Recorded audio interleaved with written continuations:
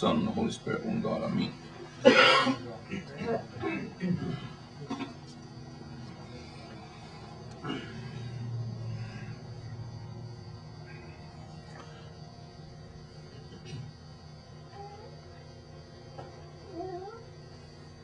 There are times when, for the sake of getting some good food, I will drive in my car 70 miles. 70 miles to get some good food.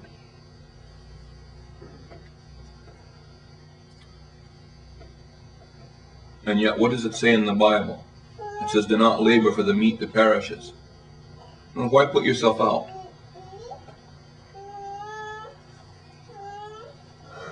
It also means, it's time to take her to the other room, Marlene.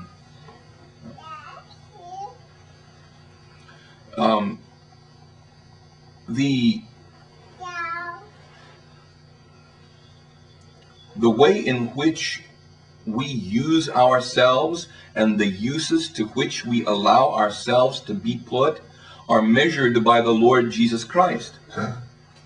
This is a very important formula. The use to which you will allow yourself to be put. How will you allow yourself to be used? How will you allow yourself to be used? Remember in the book Walden's Pond by Henry David Thoreau, he said that he would not have an ox. Now, he would go into the field himself and pull a plow. He would do this all by himself. And they said, well, why don't you get an ox? Something to pull the plow.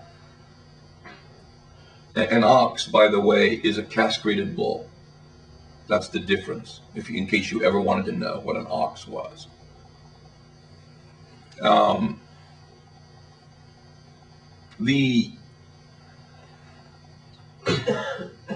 The reasoning was the bull was going to help him for about 3 months of the year. Because what's he going to use the bull for? To till the land. And then after tilling the land, maybe if he has a threshing machine, he can pull that. But the other 9 months of the year, he's going to have to wait on the bull or the ox. He has to make a house for the ox to live in during the winter when it snows. He has to go and he has to clean when the ox goes to the bathroom every day. He has to clean that out. He's got to bring the ox food. So he said to the people, who is the master? The one who works 9 months a year or the one who works 3 months a year? We put ourselves to great effort in order to have something. People buy things that requires them, in order that they can afford it, to spend an inordinate amount of time at work. So you have many people who work 14-hour days. Why? Why work a 14-hour day? To have this big house. Well, but you're outside of the house. Is somebody else taking advantage of the house? Because the 14 hours that you are working doesn't even include the time that you're commuting. My wife worked with a man who had, now she worked, mind you, in Alhambra. If you know where Alhambra is. The man lived in Apple Valley. If you know where Apple Valley is. Each day, his commute was 3 hours in and 3 hours back. He didn't see his wife or his children until the weekend. He didn't see them at all. By the time he got home, he had to leave at 4 in the morning to get to work on time. And when he left at 5 o'clock, from 7 to 5, because he took lunch and he got back at 8 o'clock at night. Well, he had to go to bed by 9:30 in order that he could get up again to leave the house at 4 in the morning. He had no life whatsoever. What was the point then? He had given up his life for this icon house. He had a beautiful house. He had several acres of land. He was able to give his daughter a pony. But he never saw his daughter on the pony. He just paid the bills. Somebody else had the pleasure of his house. Somebody else had the pleasure of his daughter. Somebody else had the pleasure of seeing her on the pony. Somebody else had the pleasure of his wife, probably. We do that to ourselves. And the Lord is saying, don't labor for the meat which perishes. What are you going to do? There are people that surround themselves with all kinds of things. It can just be, I know people that are so entangled in social networks that they can't get out. If you know 20 people, 20 families, just 20, who here does not know more than 20 families? But if you know 20 families, you've got to be there for the birthdays.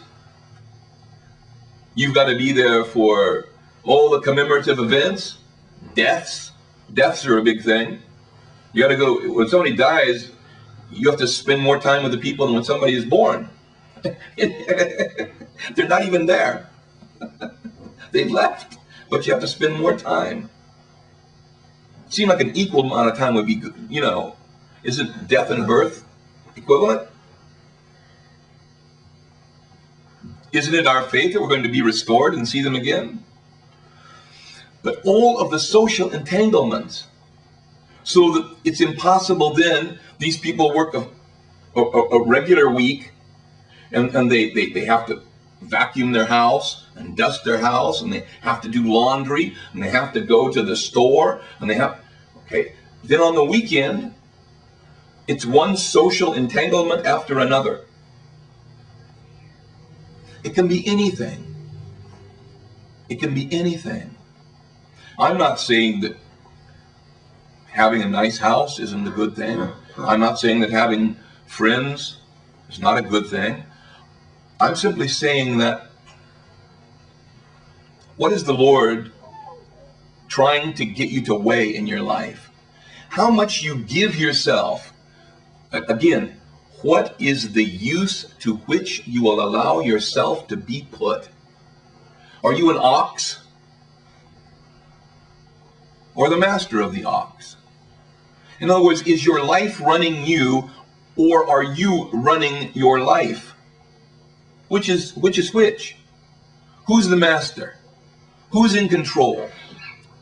And then the Lord is saying, all right, now if you have just that concept well in hand and contained, then I want to ask you another question.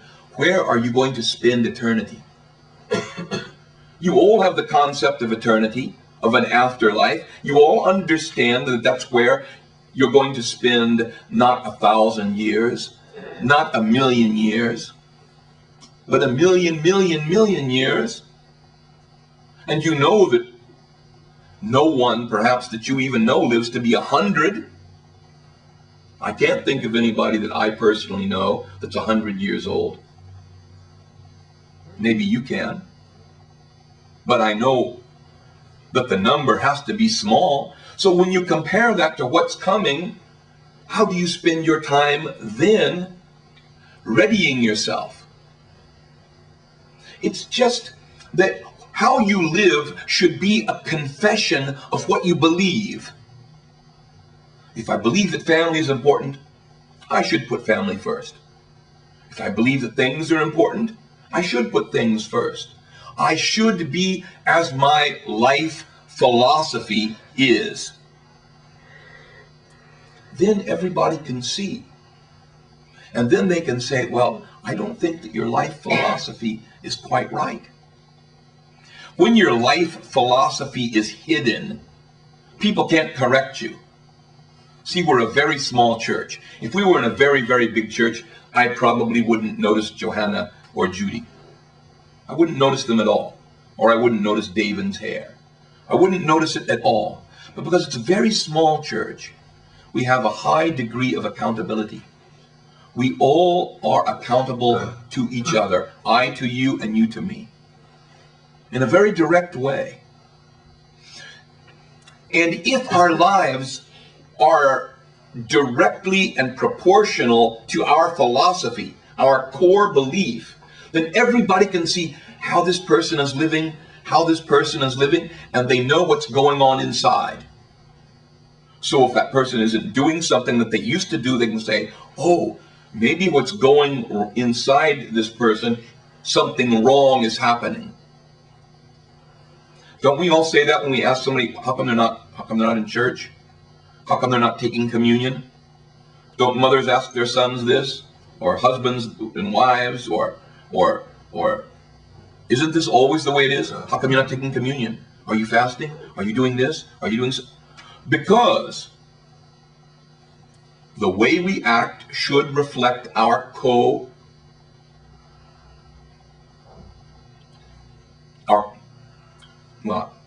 cooperative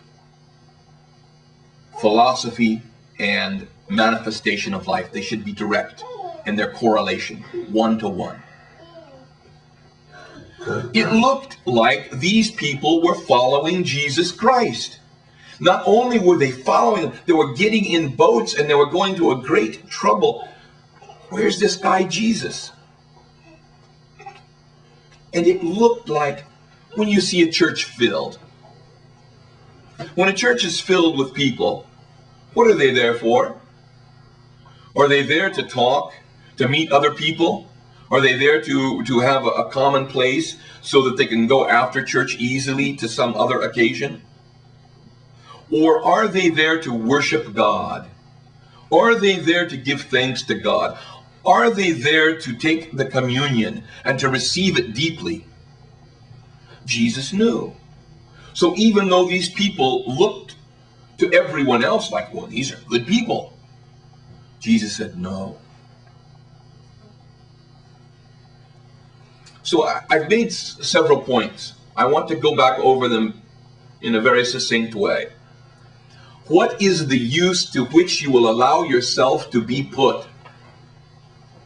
A common tray made of silver on which rich people may put an hors d'oeuvre or some candy becomes for us where we put the Lord, and we call it the Sanea.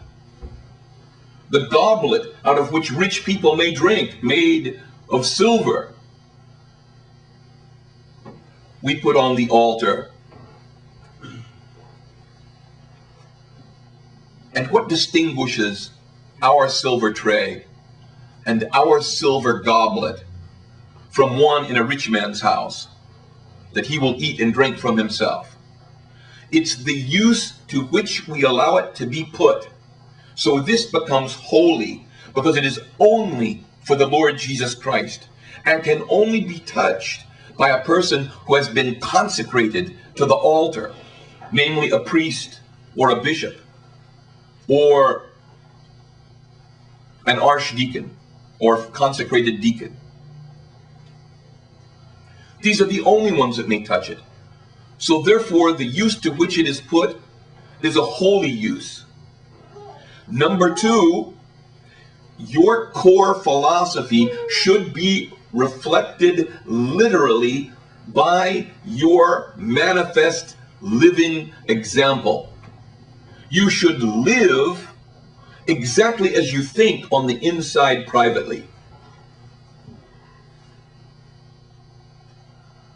And then, number three, you should balance the way in which you live with the things that are most important.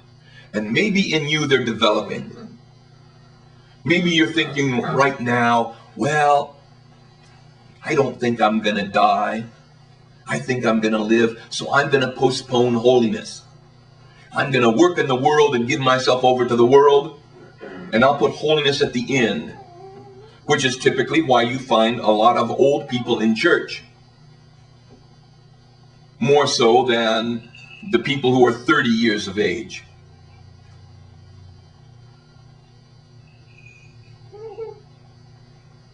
The old people have a pretty clear idea as their body begins to decline and betray them that they may not be living too long, so they are really investing in eternity through their prayers and their frequent partaking of communion. So although it may be evolving in you, it may be growing in awareness, what we want to do is to have things scaled properly, the proper scale and proportion, so that we look at the sensitivities of the one who has made us, who is trying at every turn to help us, to identify for us the things that are the best in life, and to give those things to us. That when we embrace them fully and completely, that we shall be where he and his Father are. Remember the story that we just read in the Synaxar about St. Paul of Thebes. He was angry with his brother because his brother had not divided their father's wealth equally. And he said, his older brother said, because of your youth, because I did not think you could handle the money, I kept back a portion. That was wise. That was wise. If indeed that was the truth. That was a wise thing. But when Paul saw that this rich man from this noble family was being carried off, dead as he was, to be buried in nothing but a simple tunic, he said, what advantage does all this wealth have anyway? And why am I arguing with my brother? So he turned to his brother and he said, take the wealth. And he went to the monastery. In that moment, his awareness went. And see how his core philosophy, again, his core philosophy reflected exactly in his manifest anger towards his brother, his desire to have wealth. He was like every other young person. He wanted to have material possessions. He wanted to have wealth. He didn't want to be cheated. He wanted there to be some equitable distribution of his father's goods. This was a person that could be directed and affected by other people's criticism. And by criticism, I don't mean the kind of criticism that causes a sting. I talk about the criticism that is the kind of thing that you get when a professor corrects a student's paper. It is a critical remark, but it is aimed at the betterment of the person. So many people hide. They hide their sins. This is why in America, particularly, we pick on fat people.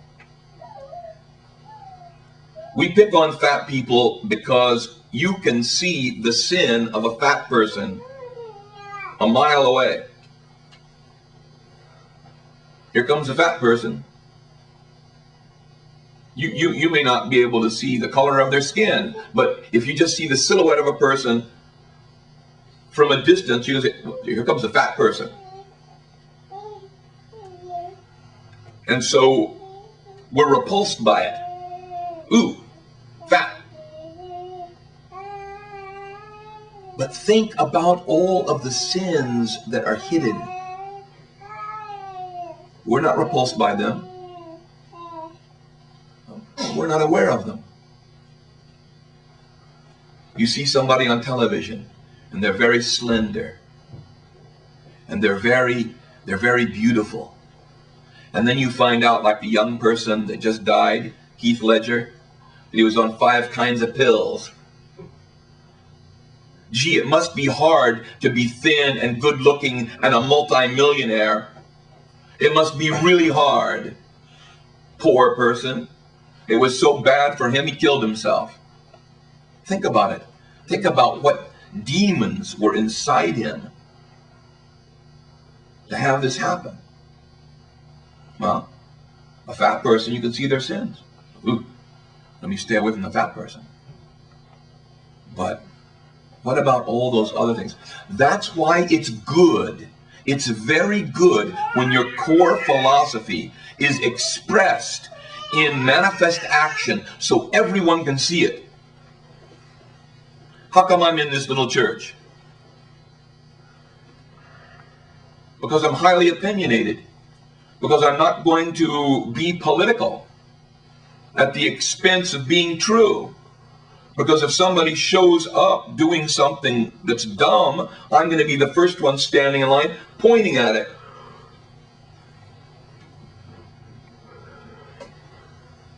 Well, that has a price. But do you know what the benefit of that is? The benefit is that everybody can see my sin. Suppose I just had these thoughts, but I kept my mouth shut. Oh, what a wonderful, wise priest. How sublimely educated he is. Really? Think about all of the things that go unsaid. Think about all of the stuff. If everything that I have ever done is on the outside, then just think about how pure I am. Whereas somebody else has never done anything.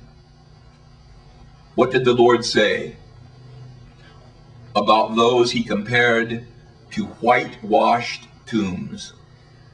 He said, on the outside you appear to be very beautiful, but on the inside you are filled with all uncleanliness, all disgusting, decaying matter. But on the outside look beautiful.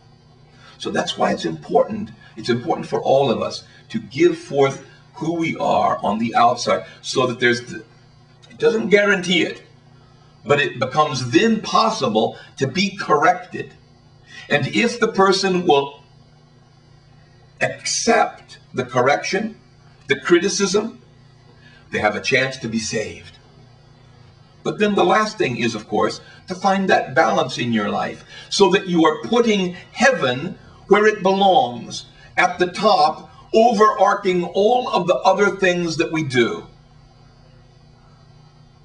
Because it looked like these people were going to see. I mean, think about it. There were sports events they could have gone to. They could have stayed with girlfriends or wives and done things. They could have been off drinking or gambling.